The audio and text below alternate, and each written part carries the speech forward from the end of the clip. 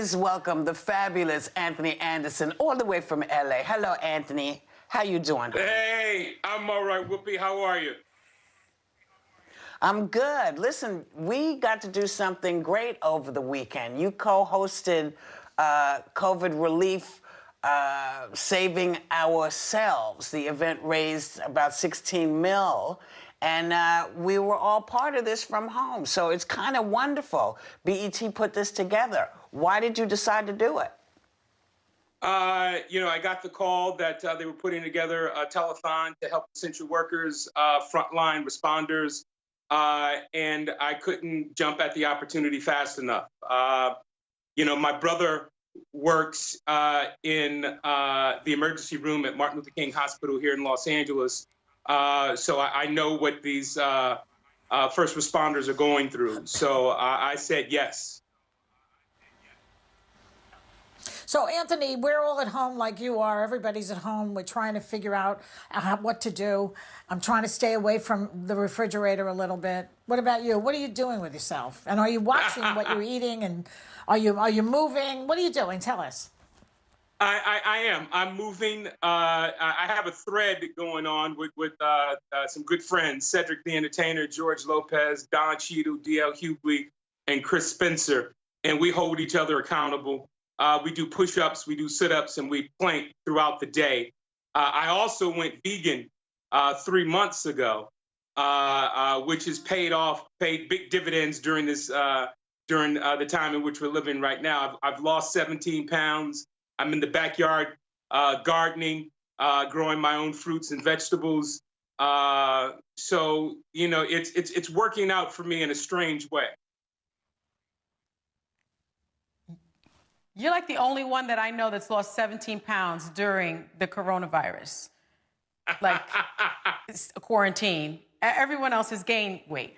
But you're also at home, Anthony, with your wife, sister, in-law, and your niece. Your son and daughter are both out of the house already. And I heard a story when you left college at Howard University, you moved back to LA and back in with your parents. What do you remember about that time? I remember tough love from my father. I came back, 21-year-old college dropout. I ran out of money. So I left after my junior year at Howard University, had to come home. And my dad didn't want me there without paying bills. So he put padlocks on the refrigerators, put a payphone in the house, took all the regular phone jacks out of the house and put a payphone in the house to try to teach me responsibility. So that's what I remember most about coming home from college. Well, it kind of sounds like Blackish right there, because this show wraps its 6th season, because that's an episode. I hope that is going to show up at some point. And earlier we saw the clip from tonight's episode where Dre catches his parents in the act. And now, I feel like most of us, if we had 2 parents, at some point opened the wrong door at the wrong time. What do you think? Yes. What's interesting, I never told our writers or producers about this particular story in my life. This was something that probably happened to one of the writers or all of the writers in the room. But I happened to walk into my parents' bedroom in the heat of passion and calmly tiptoed out, thinking no one saw me after what I saw. But my mama did, and she screamed for me. Yeah. Yeah.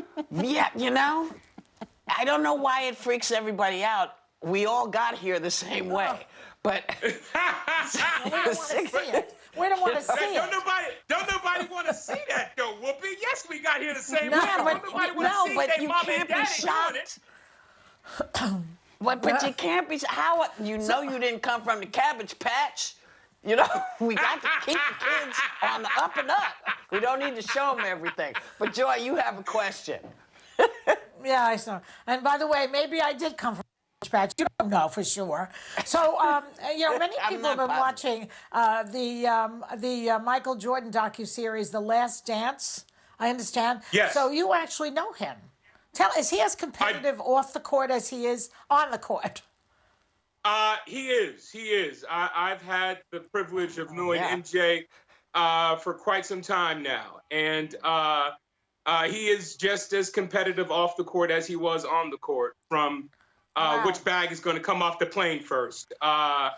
Golfing. We golf together, and dominoes. I